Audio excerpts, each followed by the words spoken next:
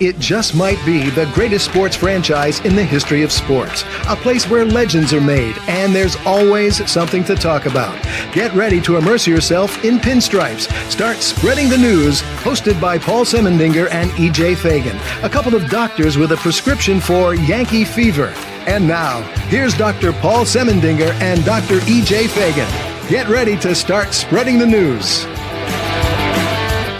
All right, my friends, welcome to the Dr. Sem Yankee Show and the Start Spreading the News Yankees podcast. These air on Saturday mornings at 7 a.m. and Monday evenings at 9 p.m.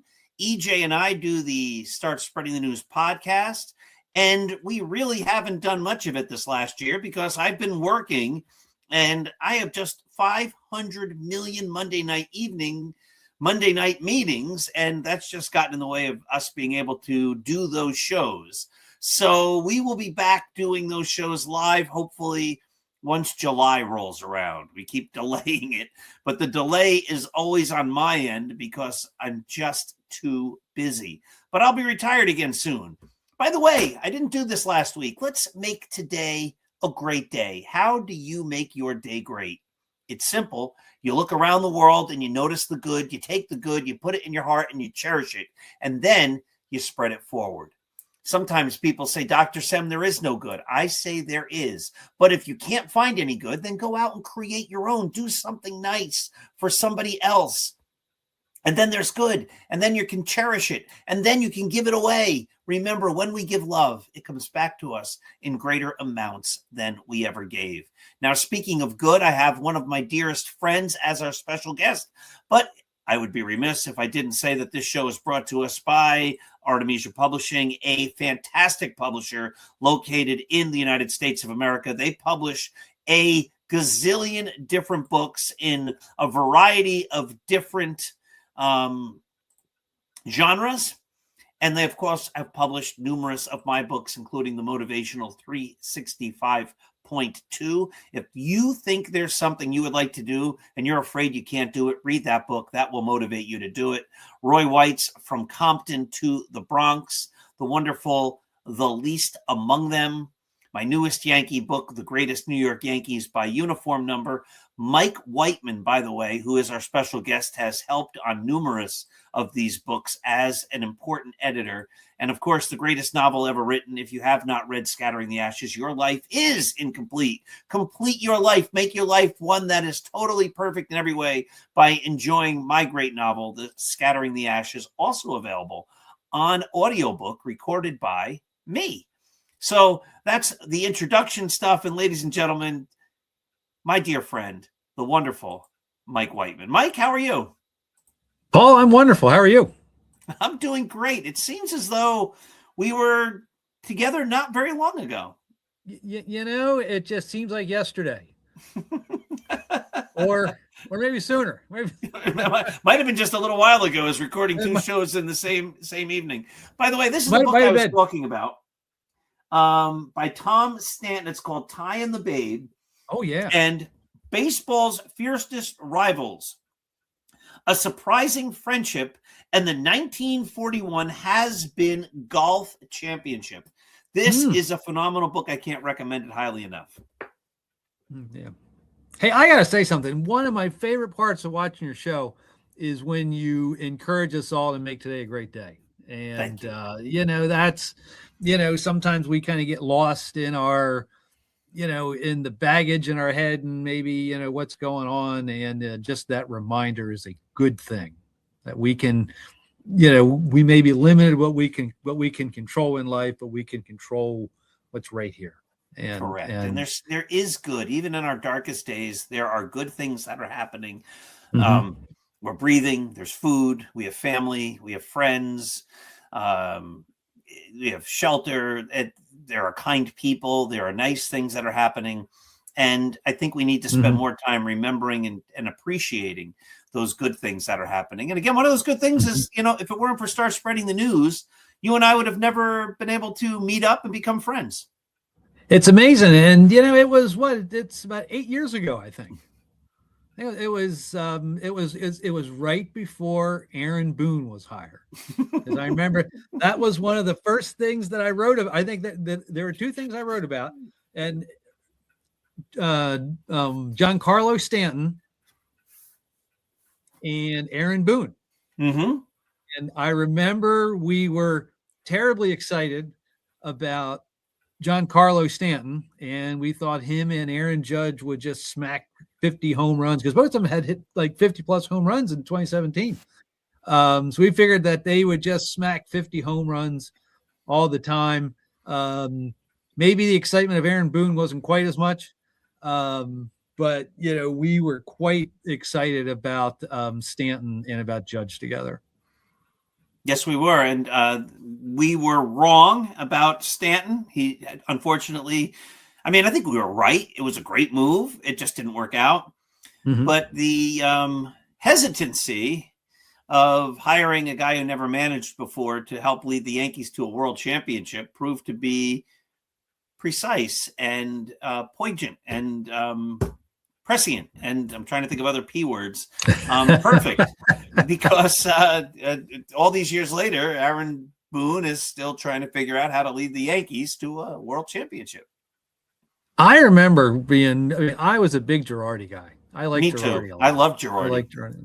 He's a good manager and a good person. So yeah, I was disappointed when they fired him. And I was also perplexed. The P word. I was perplexed when they fired him after they made that run in 2017. Yes. And my problem with Aaron Boone was he had never managed. I'd managed more games than him. I'd managed Little League, and he hadn't even done that. And to turn over the kingdom of a team on the precipice of the World Series to a guy who doesn't have any experience leading a club, not in the minors, not in the majors, never was even a coach, didn't coach in them or manage in college ball or Little League or anything. And to say, yeah, we think you can do it was the biggest leap of faith. And he couldn't do it. He hasn't done it. Maybe he can someday, but he hasn't yet. It seemed to have been like a fad back then. That was a fad because I don't think Boone was.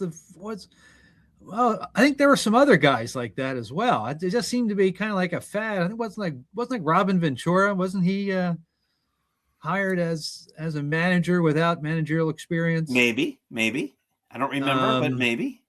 And I think now, let's see, Carlos Beltran. That was later, I think, when the Mets had hired him. So I don't know. Yeah, I don't know, but it surprises me that he's 8 years in, and or no, he's 8 years in. Yeah, this is his 8th year as well. So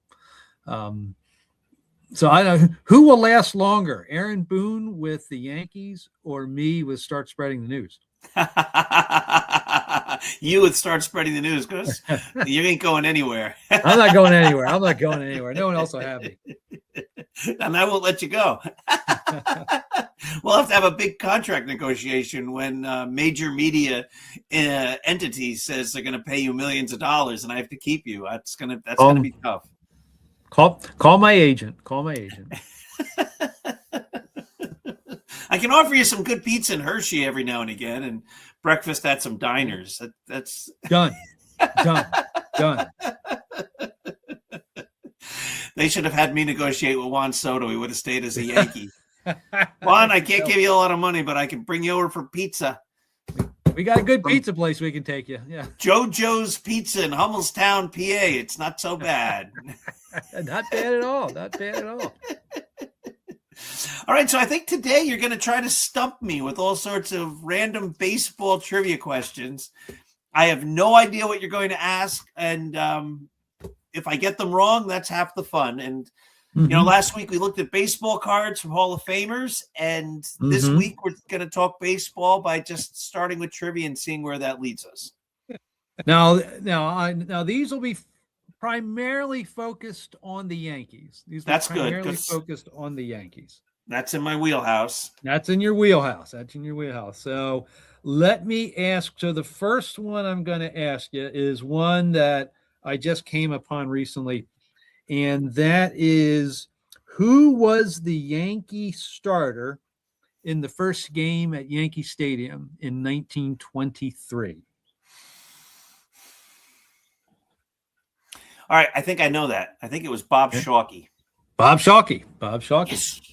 There you go. Very good. I kind of remember Bob Shockey being. I didn't see it because I wasn't a Yankee fan in 1976. I wasn't quite into it. I didn't quite know what baseball was, but I remember getting the 1977 Yankees yearbook when I first went to my first game, and I kind of remember a photo spread that showed pictures from the opening of the new stadium from the year before, and they're saying Bob Shockey. That's my recollection, and that's how I would know that answer. Yeah, years ago, I went to the Hall of Fame. Spent a couple of days. This one probably about 2018, 2019. I just drove up myself, spent a couple of days there, and I went into the library. And I had asked them beforehand if they could pull some things from Yankee Stadium opening, from the original Yankee Stadium. And of course, the Hall of, and so you've accessed the Hall of Fame library with your writing, and they're wonderful there. They're absolutely wonderful. I think it was a guy named Cassidy, if I'm correct. Cassidy Lent. She is just remarkable. She was so kind, so welcoming. And so when I got there, she said, "Oh, I've been expecting you." Handed me a number of materials about the original Yankee Stadium. One of the things was a program, under some sheets or whatever, for the first Yankee Stadium game. And so, of course, I had to wear gloves on it too there, but it was pretty neat to see. It's great stuff. Yeah. Sometimes I think Bob Shockey, I'm not sure if Bob Shockey really gets the love that he should be. Bob Shockey was a good pitcher. Bob Shockey, you're absolutely correct. I'll pull up his numbers right here if we have a second. That's what I got here. Yeah, 4-time 20-game winner, 195 career wins, 46.6 WAR. He pitched from 1913 to 1927. Yeah, led the league in games finished in 16, in ERA in 1920, in saves. How about that? Saves. He won 24 and 14 in 1960 with the Yankees, and also had 8 saves. They didn't keep track of saves back then, but he had a 7 WAR season in 22. He had an 8 WAR season in 1920, a 6.9 WAR season in 1916. Member of the 27 Yankees, though he only pitched in 19 games that year, only made 2 starts. But yeah, Bob Shockey, he's one of those guys that's been forgotten about, but he was a big-time player, and he helped bridge the Yankees from the Highlander days. Was he ever a Highlander? No, from the early Yankee days. He became a Yankee in 1915, but he bridged the gap from when they were just an also-ran to when they were great. His 1916 season, 24 wins, 14 losses, 53 games, only 27 games started. So he only started 27 games, yet he won 24 games. 20, like you said, 24 games finished, 21 complete games. That's kind of a crazy season. He must have when he pitched relief, he wasn't just coming in to do 1 inning at a time. No. He was coming in and he was pitching and pitching and pitching. And what's that, 1916? 1916. Yeah, so I mean, Baseball Reference is the greatest. He pitched on May 2nd, May 5th, May 6th, May 12th, May 19th, May 24th, May 26th, May 30th. Some of those were starts. Some of those were out of the bullpen. 9 innings, 5 innings, 0.1, 1.1, 8 innings, 9 innings, 2 innings, 8 innings. That was just the month of May. Yeah, crazy. Yeah. Okay, I got another one for you here. All right, I'm 1 for 1.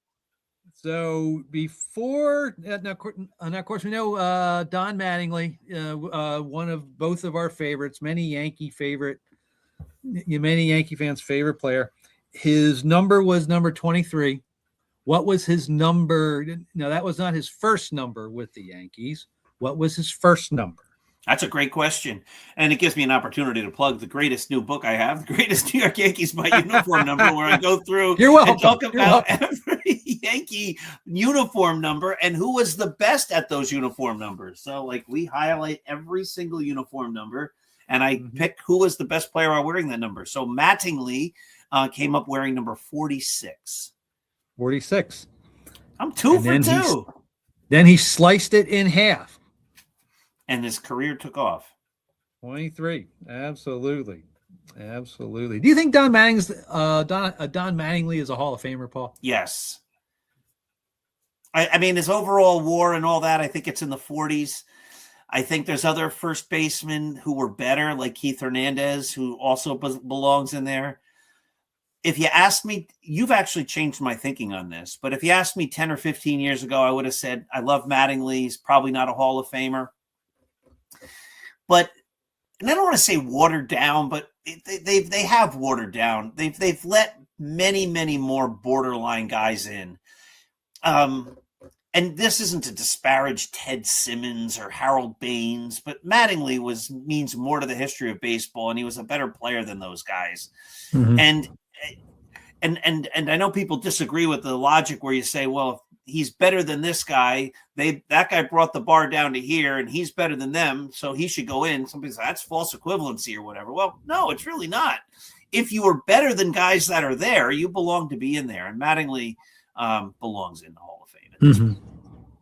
I agree. I agree, and I lean maybe a little further on the fame piece of it as well. And I think, I mean, like you can't just be famous and not be and be like a zero player. So I wouldn't go that far, but a guy like Mattingly, I think if you just look at the pure stats, he might come up a little shy or else maybe borderline. But then I think you get, what he meant to the Yankees, what he meant to the sport. And I think that pushes him over the top. I'm thrilled, living in Pennsylvania here. Of course, Don Mattingly now manages the Phillies. And, when I was a kid, the notion of Don Mattingly, managing the Phillies, that would have just driven me nuts. Because, Don Mattingly's a Yankee, not a Philly. But it has been fun watching him manage the Phillies and see them respond to him. You opened my eyes to the idea of having a bigger Hall of Fame. And so I just sort of have the question of, if Don Mattingly were in the Hall of Fame, would the Hall of Fame somehow be weakened? No, no one can make that argument. Like, the Hall of Fame's not what it once was because Don Mattingly's there. No, right. I think Don Mattingly enhances the Hall of Fame by being part of it. And so he needs to be there. Mm-hmm. Absolutely. All right. Let me fire I'm 2 for 2. That's all right. 2 for 2. Okay, here. So we know that Mickey Mantle has a record 18 home runs in the World Series, in his World Series career. And of course, that's back when the Yankees, they were in the World Series every year back in the 50s and the early 60s. But which Yankee is in second place with 15 home runs? All right, so I'm going to need some guidance here. This isn't cheating necessarily. Okay. Okay. Is the question, I know you have some old-fashioned baseball digests that you're culling some of the questions from possibly. So I don't know, is this a question that's like from a 78 baseball digest, or is this a newer question? This is it is a newer source, but an older player. Oh, all right. Newer source, older player. So he could be in that 1978 Baseball Digest that I have. He could. All right, because then, all right. So just to be fair, because I never cheat and I always am honest about everything, but when we're doing this, so I don't want to pretend like I know everything and somehow I just have all the answers. I was going to say Bernie Williams if you said it was a recent question, because I know Bernie had a whole bunch of postseason homers. He might have the most postseason homers in history, but if it's not Bernie, because it could be somebody from an old period, I would have to say Babe Ruth. Babe Ruth is the man, yes. All right. So I get it right only because of your hint. If you didn't give me that hint and you said the number is accurate as of today, I would have leaned to Bernie. And then you would have said, no, it's somebody from a long time ago. And then I would have said Babe Ruth. So I'll give myself half. It's instead of give yourself a half a point at least. But and of course it's the feat of getting all these World Series home runs. Again, back in a day where you didn't have playoffs and stuff. So, gosh, how many? And again, I like to ask, what if Babe Ruth had 3 rounds of playoffs every year, and how many postseason home runs would he have? Would he be on all the time too? Because you think, if you constantly have, if you're 3 series every year, you got to have a dud every now and then, I would suspect. Yeah, I'm sure. But, the Babe had this knack of being able to rise to the occasion. So who hits the first home run in Yankee Stadium? Babe Ruth. Who hits the first home run in the All-Star game? And that was 1933 we decided. So he was old, Babe Ruth. Who calls his shot in the 1932 World Series? Babe Ruth. And so people, he didn't really call his shot. But when you read accounts of that whole thing, players said, well, maybe he didn't call that shot. I'd like to believe that he did. But they said, Babe would do that all the time. He would say, I'm going to go up there and hit a home run, and he would. So whether or not he actually called that pitch against Charlie Root in the 32 World Series, I think he did. But even if he didn't, the contemporary reports say Babe Ruth would do that kind of stuff all the time. Right. I mean, even if he didn't, you believe that he could. Yes. You believe that he could. Absolutely. Wouldn't be like Anthony Volpe saying, I'm going to hit one and dead center field. Right. Like if he might do that on occasion, but he couldn't predict it because the likelihood of it happening is very limited. Right. Babe Ruth could do it because he was so far ahead of his contemporaries too. Like it was a different game he was playing at times. I think how he just revolutionized the game, and just is he? I mean, gosh, if you think of the most influential players of baseball, Babe Ruth, Jackie Robinson, it's Mount Rushmore of great baseball influence. Babe Ruth, Jackie Robinson, Willie Mays. That we should do a show on that sometime. That's a great one because I the first 2 are simple. Mm-hmm. You could argue George Wright, the Cincinnati Reds makes professional baseball, makes it something that people care about. Mm-hmm. If you want to talk about influence on the game, nobody remembers him, but I don't know if there would be professional baseball without George Wright. Right. And then, like when you argue Willie Mays, is Willie bigger than Mickey Mantle? Is bigger than Mickey Mantle, or is he bigger than like Stan Musial? Or Ted Williams, or Hank Aaron? Ted Williams might make a case for himself. Because not only was he a legendary baseball player, and toss in his military career, and toss in there's that air about him that he's bigger than life. So you might be able to make a little case for a Williams perhaps. times. But yeah, it's hard. I'm trying to think of any pitchers. I don't know there's any pitchers, Cy Young, of course, but I don't know, obviously didn't have the effect that, say Ruth and like Jackie Robinson had. It's a great story about Christy Mathewson because, he was a college guy, Pennsylvania guy, went to Bucknell, and he was one of the first clean cut major leaguers. Mm-hmm. And there was a picture that someone took of him back then. When they took pictures of baseball players, they took portraits. They were all rough and tumble guys. And then there was the picture of old Christy Mathewson, and he was clean cut, and he had a little wry smile on his face.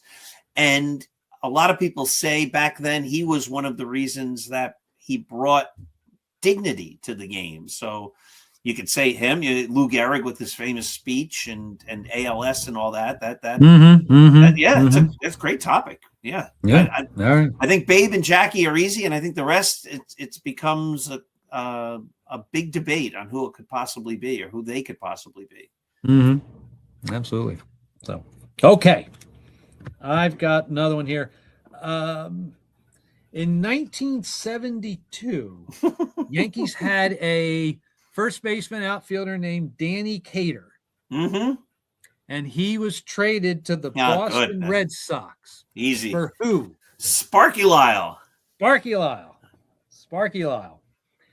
Is Sparky Lyle a Hall of Famer, Paul? I don't quite think Sparky makes it. I think you can make an argument. He won the Cy Young Award in 1977. He was one of baseball's first true relievers, fireman. I think he was the first pitcher ever to have an entrance song. They played Pomp and Circumstance for a little while, and I think he actually said he hated when they did it, and they stopped it. I think they only did it for one season, and the legend grew that it was more than that. But you could make an argument for Sparky Lyle. I think before I'd pick Sparky Lyle, there might be like a guy like Mike Marshall, who pitched so much in the 70s. What, he pitched 100 games out of the bullpen in like 1974. He also won a Cy Young Award, I believe. There might be some other relief pitchers I would think about before Sparky. Again, I don't think Sparky would hurt the Hall of Fame by being in it. Mm-hmm. I think it's a harder case for him. Yeah. Well, it's interesting. I just scribbled down career WAR for three relievers. Sparky's at about 23. Bruce Sutter was at 24. And Riley Fingers was at about 25. Now, WAR's not everything. Not everything, and especially as a relief pitcher, like Sparky averaged 1.5 WAR per year, which you think, well, gosh, that's not Hall of Fame. But as a relief pitcher whose contribution is coming in and pitching, back then, 2 or 3 innings to close out a game, you're not going to really accumulate a lot of WAR. But I was just reading something about Sparky, and had just taken a look at his career, and I think you're right. I think he falls maybe just a bit shy, but maybe not as shy as as we think. And of course, he doesn't have those gaudy save stats, because he pitched in the 70s and the early 80s. Right. Bruce Sutter is a borderline guy. I remember he got in before Goose Gossage, and I was annoyed with that because I think Gossage was a much more dominant, influential reliever. But they gave Bruce Sutter because supposedly he invented the cut fastball or whatever it was, or the forkball or something. And it just seemed like, really? I don't know. Bruce Sutter quite rose to that occasion. I speak no ill of Bruce Sutter because he's a local guy. Oh, nice. He's a local Lancaster County guy. So, well, maybe he'll be at the auction when we go. So, yes, I say we speak no ill of Bruce Sutter. Bruce Sutter, Gene Garber, Tommy Herr, local guys. But nice. Tommy Herr, yeah, second baseman on the St. Louis Cardinals there in the 80s. Yeah, real good second baseman. Baseman. Okay. We all know about the flip in 2001 Yankees against the then Oakland Athletics. I think Terrence Long smacks a ball into the right field corner, and the errant throw that is scooped up by Jeter flipped, looking like an option quarterback from college football to Posada, tags out. I think was it a Jeremy Giambi, I think. Who made the errant throw from right field? Shane Spencer. Shane Spencer. You got Yes. it. You oh, got it. Boy, I'm hot today. You are hot today. Wow. This is great. I'm feeling like I'm very smart. Yeah, you are very smart. You are very smart. Do you remember 1998 Shane Spencer in 98? Oh, the home run dispenser. I never saw anything like that. Oh, yeah, we did. Kevin Moss was similar to that, but in 1990. Okay, yeah. But I think Spencer, didn't he like smack a bunch of grand slams too? He might have. He might have had at least 1 or 2 grand slams there. Yeah. And then he missed an optional workout or something. Maybe it was in 2000 against the Mets as the Yankees were preparing. I forget. There was some type of controversy. He didn't go to a practice, an optional playoff practice, or before the World Series, and people were annoyed. Sometimes people get a little too big for their britches or something. But yeah, he was fun. That was unbelievable. Yeah, well, yeah. I remember, and of course, 98 was, of course, the perfect season. So, and that just put the exclamation point on at least the regular season. 100%. Okay, I've got, and let's see here. I had asked a question about the opening of original Yankee Stadium in 1923. I now have a question about the opening of Yankee Stadium in 2009. The new Yankee Stadium. Who hit the first home run? Oh, I think that's the one question I saw. That was Jorge Posada. All right. I'm sorry. All right, here. Let's actually the new Yankee Stadium opened in I think the very first game was April 3rd, 2009. It was my son Alex's birthday. It was a scrimmage. It was against the Chicago Cubs, and we got tickets. I took him to the opening of the brand new Yankee Stadium. I was there with Alex the day it opened for their very first game. That was cool. Yeah, that would be cool. Okay, here. Let me see here. All righty here. I'm starting to run shy here. Let me see here. Okay, here. Okay. Oh, no. Okay. On August 25th, 2011. Oh, God. Robinson Cano, Russell Martin, and who else hit grand slams for the Yankees that day? God. 2011, Curtis Granderson. Yes, that's right. Yes, that's right.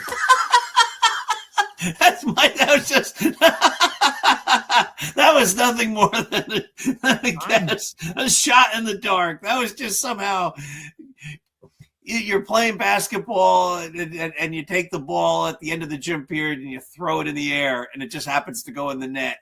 And they're like, wow. You're like, yeah, well, it happens all the time.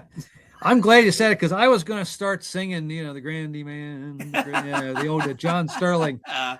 Who I miss greatly.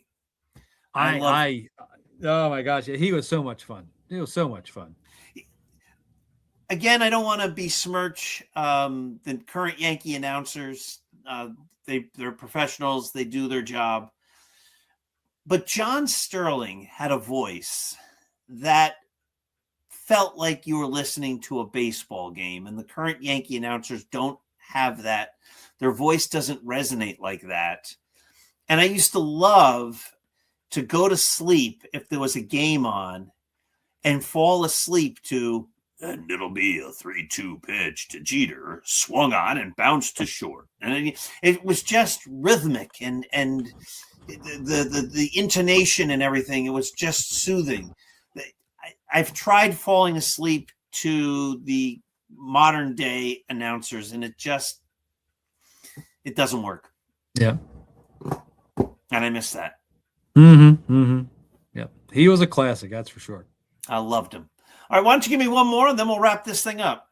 All righty here. So I'm just going to pull out here. Oh, let's see here. Okay, here. No, we're not going to do that one. I'm not going to do that one. We're going to go to another one here. Is this from an old Baseball Digest?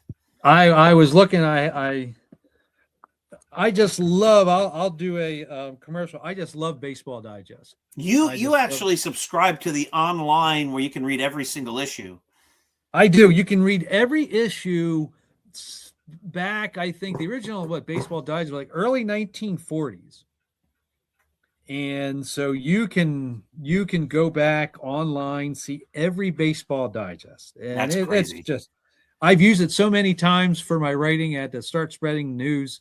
So I just do it for fun. And, and it is one of those things that I just, there's no question. I just renew it every year. That's great. Year. I used to love it when it was a little magazine. Mm-hmm. When they were small, yeah, well, yeah. I would read them. Yep, just like that. And I'd read them with my breakfast every morning. And I'd read the same issues 1,000 times. And my dad was a school teacher, and his library got Baseball Digest, his school library. But they didn't keep the things at the end of the year. Maybe they kept them for a year or two, but then they didn't keep magazines ad infinitum in an old school library. And then rather than throwing them out, my dad would take the ones they were, I guess they spread them out on a table. These are all going to be discarded if anybody has any use for them. And he would bring home the old Baseball Digests, and I'd get to read them and read them and read them over and over and over again. Yeah. Okay, last question. Of course, we know the Yankees and their fabled history and their captains. Oh, boy. And so the question, here, Yankee captains, Gehrig, Munson, Nettles, Mattingly, Willie Randolph, Greg Nettles. Wasn't Ron Guidry, I think, a co-captain? Co-captain with Willie Randolph. Yep. Jeter, Aaron Judge. Am I missing anybody? There were a couple before Gehrig. Babe Ruth was the captain for a minute. There's a debate about one guy. I can't remember who it was. There was a debate. Sometimes there's information that gets spread through the internet that's incorrect, and somebody had made a list and it got published over and over and over again. And I started an article for Start Spreading the News. This is probably 5 or 8 years ago, disproving that player was ever a captain. I don't quite remember who it was. I think Hal Chase might have been a captain for a minute. All right. So what's the question? Who is the longest tenured? Oh, wow. That's a great question. Wow. Because they all became captains at not early in their careers. Mm-hmm. It was always towards the tail end. Munson became captain probably in 76.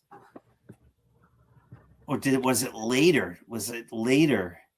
I once wrote an article, too, about the fact that it might be in the Least Among Them. I might have a chapter in the Least Among Them about this, where I don't know if the Yankees have ever won a world championship, or they haven't won many world championships with captains. Like most of Gehrig's career, he wasn't the captain. I mean, I guess they did at the end because they won in 36, 37, 38, and 39, and he was on those teams. I forget exactly what the premise was, but there was something about when the Yankees have a captain, they don't necessarily do great. Jeter became captain after the Yankees won all those World Series, I believe. All right, I'm going to go with Aaron Judge. That's just my crazy question because he's been the captain for a number of years, either him or Jeter. I'm gonna go with Judge. Jeter. All right. I swung and missed. I had a long foul ball, and it was caught at the warning track. This is my runner-up guess. It was a good effort. When did he become captain? Do you have that? Oh, I don't, but wasn't it somewhere around like 2003 or so? I think it was later. Was later? Okay. It was right around the time, wasn't it like around the time, I think, where maybe 05? Maybe he was, maybe like Steinbrenner wasn't happy with him originally, and maybe he like tried You're to amazing. do June 3rd, 2003. I thought it was later. it. Okay. So they did win a World Series with Jeter as the captain. 2009. Yeah. All right. When did Thurman Munson become captain? Do you know? Oh my, I do not know that.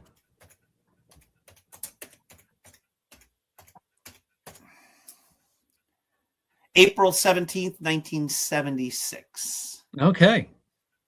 Well, and yeah, he had what? And then they won the American League pennant, and Yeah. then they won 2 World Series. Then So whatever my thought was on how well the Yankees do when they have a captain is I'm misremembering whatever it was that I'd figured out regarding that, because it doesn't make any sense, because Jeter won a World Series. Gehrig must have won a whole bunch.